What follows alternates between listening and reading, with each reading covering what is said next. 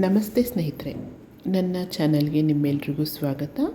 ಇವತ್ತು ನಾನು ಹೀರೆಕಾಯಿ ತಾಲಿಪೇಟ್ ಮಾಡೋದನ್ನು ತೋರಿಸ್ತಾ ಇದ್ದೀನಿ. ನೋಡಿ, ಹೀರೆಕಾಯಿನ ಚೆನ್ನಾಗಿ ಸಿಪ್ಪೆ ತೆಗೆದು ಅದನ್ನು ನೀವು ನೀಟಾಗಿ ತುರಿದುಕೊಂಡು ರೆಡಿ ಮಾಡಿಟ್ಕೊಳ್ಳಿ. ಸ್ನೇಹಿತರೆ, ಯಾರು ಫಸ್ಟ್ ಟೈಮ್ ನನ್ನ ಚಾನಲನ್ನು ನೋಡ್ತಾ ಇದ್ದೀರೋ ಅವರು ದಯವಿಟ್ಟು ಸಬ್ಸ್ಕ್ರೈಬ್ ಮಾಡ್ಕೊಳ್ಳಿ ಮತ್ತು ಶೇರ್ ಮಾಡಿ, ಲೈಕ್ ಮಾಡೋದನ್ನು ಮರಿಬೇಡಿ. ಖಂಡಿತ ನಿಮ್ಮ ಸಪೋರ್ಟ್ ಇದೆ ಅಂತ ನಾನು ತಿಳ್ಕೊಂಡಿದ್ದೀನಿ.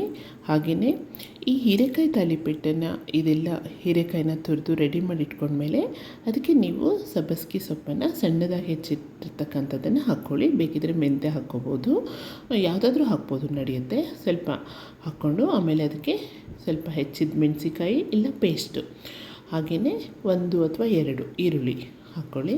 ಸಣ್ಣದಾಗಿ ಹೆಚ್ಚಿರ್ತಕ್ಕಂಥ ಈರುಳ್ಳಿನ ಹಾಕ್ಕೊಳ್ಳಿ, ತುಂಬ ಚೆನ್ನಾಗಿ ಅನಿಸುತ್ತೆ. ಈರುಳ್ಳಿ ಭಾಳ ಆದರೆ ತುಂಬ ರುಚಿ ಕೂಡ ಬರುತ್ತೆ.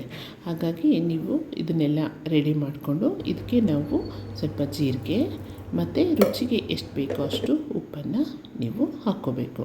ನೋಡಿ, ಇದಿಷ್ಟು ರೆಡಿ ಮಾಡಿದ ಮೇಲೆ ಇದಕ್ಕೆ ನೀವು ಅಕ್ಕಿ ಹಿಟ್ಟು, ಜೋಳದ ಹಿಟ್ಟು, ಗೋಧಿ ಹಿಟ್ಟು ಕೂಡ ಹಾಕ್ಬೋದು. ಇಲ್ಲಿ ನಾನು ಜೋಳದ ಹಿಟ್ಟು ಮತ್ತು ಅಕ್ಕಿ ಹಿಟ್ಟನ್ನು ಬಳಸ್ತಾ ಇದ್ದೀನಿ. ಇದು ಎಷ್ಟು ಹಿಡಿಯುತ್ತೋ ಅಷ್ಟು. ಇಲ್ಲಿ ನಾನು 3 ಕಪ್ಪು ಜೋಳದ ಹಿಟ್ಟು ತೊಗೋತಾ ಇದ್ದೀನಿ. ಬೇಕಿದ್ದರೆ ನೀವು ಬರೀ ಜೋಳದ ಹಿಟ್ಟೇ ಹಾಕ್ಕೋಬೋದು. ಅದು ತುಂಬ ಹೆಲ್ದಿ ಅಲ್ವಾ ಜೋಳ. ಸೊ ಹಾಗಾಗಿ ನಾನು ಜೋಳದ ಹಿಟ್ಟನ್ನ ಜಾಸ್ತಿ ಹಾಕ್ತಾಯಿದ್ದೀನಿ. ಸೊ 3 ಕಪ್ ಜೋಳದ ಹಿಟ್ಟು ಹಾಕ್ಕೊಂಡು 1 ಕಪ್ಪು ಅಕ್ಕಿ ಹಿಟ್ಟು ಹಾಕ್ತಾಯಿದ್ದೀನಿ. ಆ ಅಕ್ಕಿ ಹಿಟ್ಟನ್ನ 1 ಕಪ್ ಎತ್ತಿಟ್ಕೊಳ್ಳಿ, ಯಾಕಂದರೆ ಕಡಿಮೆ ಬಿದ್ದರೆ ಅಥವಾ ನಮಗಿನ್ನು ಬೇಕು ಅನಿಸಿದರೆ ಹಾಕ್ಕೋಬೋದು. ಗೋಧಿ ಹಿಟ್ಟನ್ನು ಕೂಡ 1 ಚಮಚ ಅಥವಾ 1 ಕಪ್ ಹಾಕ್ಕೊಂಡ್ರು ನಡೆಯುತ್ತೆ. ಸೊ ಇದನ್ನು ಚೆನ್ನಾಗಿ ಕಲಿಸ್ಕೊಳ್ಳಿ. ನೀರು ಬೇಕಾಗೋದಿಲ್ಲ, ಯಾಕಂದರೆ ಹೀರೆಕಾಯಲ್ಲೇ ನೀರಿನಂಶ ತುಂಬ ಚೆನ್ನಾಗಿರೋದ್ರಿಂದ ಅದು ಎಷ್ಟು ಹಿಡಿಯುತ್ತೋ ಅಷ್ಟು ಮಾತ್ರ ಹಿಟ್ಟು ಹಾಕ್ಕೊಳ್ಳಿ. ಜಾಸ್ತಿ ನೀರು ಹಾಕಿ ಕಲಿಸೋದ್ರಿಂದ ಅದು ರುಚಿನೇ ಬೇರೆ ಆಗಿಬಿಡುತ್ತೆ. ಇಷ್ಟೇ ನೀವು ಹಾಕ್ಕೊಳ್ಳಿ, ಎಷ್ಟು ರುಚಿಯಾಗಿ ಬರುತ್ತೆ ತಾಲಿಪೇಟು ಅಂದರೆ. ತುಂಬ ಹಗುರ ಆಗಿರುತ್ತೆ ಮತ್ತು ಬಾಯಲ್ಲಿಟ್ಟರೆ ಕರಗೋಗುತ್ತೆ. ಮತ್ತೆ ನೀವು ತಿನ್ನಬೇಕು ಅನಿಸುತ್ತೆ. ಇನ್ನೊಂದು ಸ್ವಲ್ಪ ಹಿಟ್ಟು ಬೇಕು ಅನಿಸಿದ್ದಕ್ಕೆ ನಾನು ಸ್ವಲ್ಪ ಅಕ್ಕಿ ಹಿಟ್ಟು ಹಾಕೋತಾ ಇದ್ದೀನಿ. ಸೊ ಅಲ್ಲಿ ನೋಡ್ಕೊಂಡು ಹಾಕ್ಕೊಳ್ಳಿ. ಆಮೇಲೆ ಅದನ್ನ ಚೆನ್ನಾಗಿ ಕಲಿಸ್ಕೊಳ್ಳಿ. ಬೇಕಂದರೆ ನಿಮಗೆ ಸ್ವಲ್ಪ ನೀರನ್ನು ಚಿಮ್ಕಿಸ್ಕೊಳ್ಳಿ. ಅದು ಬಿಟ್ಟು ನೀವು ಜಾಸ್ತಿ ನೀರು ಹಾಕಿ ಕಲಿಸ್ಕೊಳೋಕ್ಕೆ ಹೋಗಬೇಡಿ. ಅದು ಎಷ್ಟು ಹಿಡಿಯುತ್ತೋ ಅಷ್ಟನ್ನೇ ಮಾಡ್ಕೊಳ್ಳಿ. ಆಗ ಅದ್ರ ರುಚಿ ತುಂಬ ಚೆನ್ನಾಗಿರುತ್ತೆ. ಹೀಗೆ ನೀವು ಒಂದು ಹದದಲ್ಲಿ ತುಂಬ ಚೆನ್ನಾಗಿ ನೀವು ಕಲಿಸ್ಕೊಂಡು ಅದನ್ನು ರೆಡಿ ಮಾಡಿಟ್ಕೊಳ್ಳಿ ಸ್ನೇಹಿತರೆ. ಹಾಗೆಯೇ ನಂದು ಇನ್ನೊಂದು ಎಜುಕೇಷನ್ ಚಾನಲ್ ಇದೆ, RK ಮೀಡಿಯಾ ಅಂತ ಹೇಳಿ. ಅಲ್ಲಿ ಕೂಡ ನೀವು ಹೋಗಿ ಸಬ್ಸ್ಕ್ರೈಬ್ ಮಾಡಿಕೊಂಡು ಸಪೋರ್ಟ್ ಮಾಡ್ಬೋದು, ನೋಡ್ಬೋದು.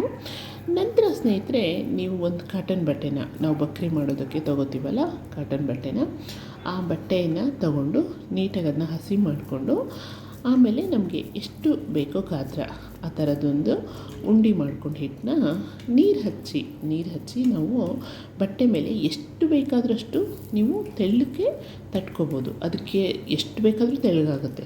ನೀವು ಹೋಳಿಗೆ ಪೇಪರ್ ಮೇಲೆ ಅಥವಾ ಪ್ಲಾಸ್ಟಿಕ್ ಪೇಪರ್ ಮೇಲೆ ಹೇಗೆ ಮಾಡ್ತೀರೋ ಹಾಗೆ ಬಟ್ಟೆ ಮೇಲೆ ಕೂಡ ತುಂಬ ತೆಳುವಾಗಿ ಬರುತ್ತೆ, ತುಂಬ ಚೆನ್ನಾಗಿ ಬರುತ್ತೆ. ನಾನು ಅರಿಶಿಣ ಪುಡಿ ಹಾಕಿಲ್ಲ ಇಲ್ಲಿ, ಯಾಕಂದರೆ ಹೀರೆಕಾಯಿ ಕಲರ್ ಹಸಿರಿರುತ್ತಲ್ಲ ಅದೇ ಚೆನ್ನಾಗಿ ಕಾಣಿಸುತ್ತೆ ಅಂತ ಹೇಳಿ ನಾನು ಅರಿಶಿಣ ಪುಡಿ ಹಾಕಿಲ್ಲ. ಬೇಕಿದ್ದರೆ ನೀವು ಹಾಕ್ಕೋಬೋದು. ಆಮೇಲೆ ಹಂಚು ಮೇಲೆ ನೀವು ಎಣ್ಣೆನ ಹಾಕಿ ಆ ಬಟ್ಟೆ ಸಮೇತನೇ ಹಂಚಿಗೆ ಹಾಕಿ ಅದಕ್ಕೆ ಮೇಲೆ ಸ್ವಲ್ಪ ನೀರು ಹಾಕಿ, ಅಂದರೆ ನೀರು ಹಾಕಿ ಚಿಮ್ಕಿಸ್ಕೊಳ್ಳಿ.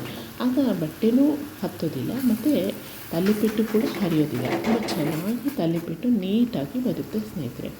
ಹೀಗೆ ನೀವು ಈ ರೀತಿಯಾಗಿ ನೀವು ತಾಲಿಪೇಟನ್ನ ಮಾಡಿ ನೋಡಿ, ಸಖತ್ ಟೇಸ್ಟ್ ಇರುತ್ತೆ ಮತ್ತು ಒಳ್ಳೆಯದು, ಆರೋಗ್ಯಕ್ಕೆ ಕೂಡ ತುಂಬ ಒಳ್ಳೆಯದು.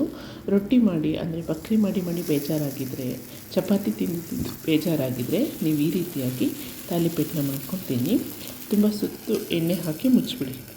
ಆನಂತರ ಎಷ್ಟು ಚೆನ್ನಾಗಿ ಬೆಂದು ಬರುತ್ತೆ, ರೋಸ್ಟ್ ಕೂಡ ಆಗುತ್ತೆ, ಸಾಫ್ಟ್ ಕೂಡ ಆಗುತ್ತೆ. ಇದಕ್ಕೆ ತುಪ್ಪ ಇಲ್ಲ ಮೊಸರು ಏನಾದರೂ ಹಾಕ್ಕೊಂಡು ತಿನ್ನಿ, ಚೆನ್ನಾಗಿರುತ್ತೆ.